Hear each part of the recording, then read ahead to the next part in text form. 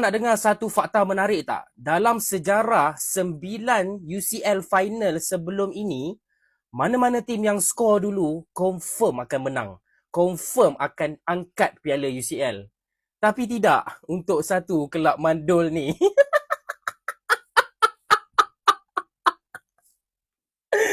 Aduh. Skor gol bukan main awal lagi. Lepas tu kau park the bus.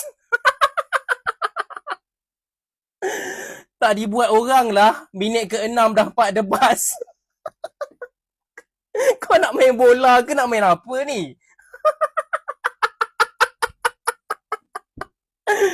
Aduh, hai. Sebelum kita nak review sikit game UCL ni, kita nak belanja lah lagu malam ni. Jarang aku belanja lagu untuk korang kan. Tapi, untuk korang, lagi-lagi peminat Arsenal, aku ada satu lagu untuk korang.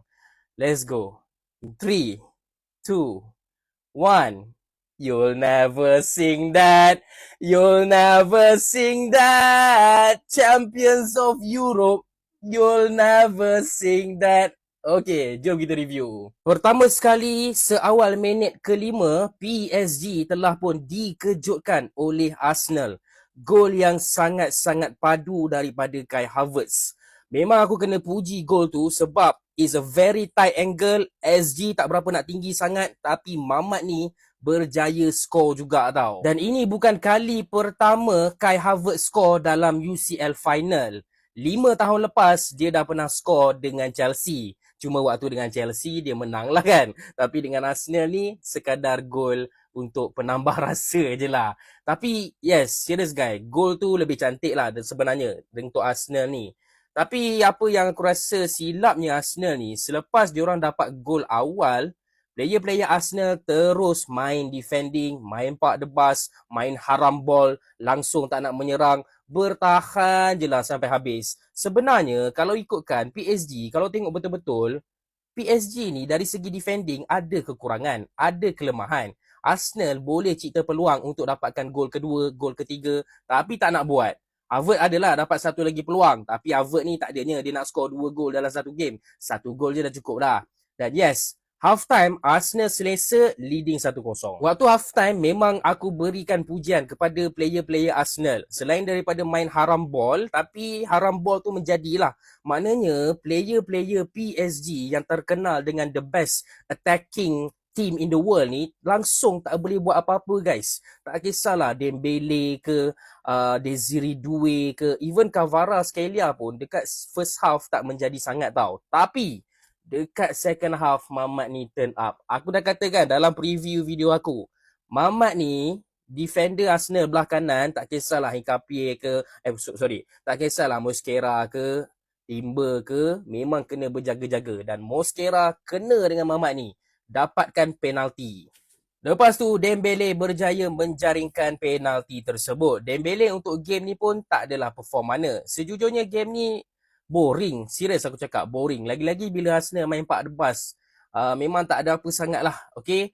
And then bila dah 1-1 barulah game buka balik. Barulah ada open game. Cuma kesilapan Enrique bukanlah kesilapan. Aku rasa dia keluarkan Kvicha sebab member kaki dah berdarah mat. Tapi bila dia keluarkan Kvicha, masukkan Barcola ada 2 clear chances untuk jaringkan gol, dua-dua dia tak dapat. Sepatutnya PSG boleh menang dalam minit 90 macam tu, tak payah kita nak tengok sampai pukul 3 pagi, 4 pagi ni. Tapi in the end mengheret ke extra time. Aku rasa kalau Kvicha Kvaratskhelia berada di tempat tu, aku rasa PSG menang 2-1 waktu full time juga. Sebenarnya referee untuk game ni agak questionable juga. First half sepatutnya penalti handball daripada Bukayo Saka tidak diberikan. Second half nampak macam Madueke kena fall dalam kotak penalti pun tidak diberikan sepakan penalti. Ada yang kata VAR tak check, tapi ada juga yang kata VAR check sambil game tu berjalan. Okay, cakap pasal Bukayo Saka, langsung tak function guys game ni. Langsung tak function. Even Madueke masuk pun, walaupun second half tak buat apa-apa, tapi Madueke dekat extra time adalah juga menyumbang. Cakap pasal player-player Arsenal yang masuk, substitution yang masuk, kebanyakannya mengecewakan. Eberechi Eze paling sampah ha. Eze sampah gila weh game ni. Langsung tak buat apa-apa. Lepas tu penalti tak skor. Penalti tu aku tengok cara dia berdiri pun aku dah tahu dah. Mamat ni memang tak skor. Okay, bagi aku Madueke extra time agak perform jugalah. Cuma extra time tu ujung-ujung dah jadi sangat-sangat bosan. Memang kedua-dua tim tak nak ambil risiko lah kan. Kedua-dua nak jaga gol masing-masing. So akhirnya membawa kepada sepakan penalti. Dan akhirnya sepakan penalti pun tiba. Berdebarlah fan-fan semua, lagi-lagi fan Arsenal, fan PSG kan. Tapi in the end, yang terakhir, penalti taker yang kelima, Gabriel tidak dapat menyudahkan penalti tersebut.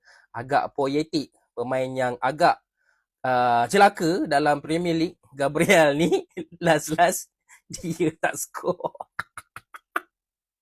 sorry, nak nangis Sorry. Still, bagi aku PSG deserve the win lah. Kalau kau main possession 20% je, minit ke-6 kau dapat the bus, kau main macam lawan Burnley punya style, PSG bagi aku deserve another Champions League. So, selepas Real Madrid, Paris Saint-Germain menjadi satu lagi tim yang berjaya menang back-to-back UCL. Guys, diorang boleh buat dynasty tau. Sebab apa? Player-player PSG ni muda-muda lagi, Mat. Serius aku cakap, diorang boleh buat era barulah untuk PSG ni. Sebenarnya tak bagus juga PSG ni menang. Macam aku, fan Chelsea, kelab aku 2 UCL kan. PSG pun dah 2 UCL. Dalam masa 2 tahun je dah menyamai. So, aku pun tak adalah minat sangat PSG menang. Tapi kalau nak pilih antara PSG dengan satu lagi kelab London yang mandul tu, aku pilihlah PSG. Tahniah PSG. Tahniah juga untuk Arsenal kerana berjaya unbeaten dalam UCL season ni kecuali final.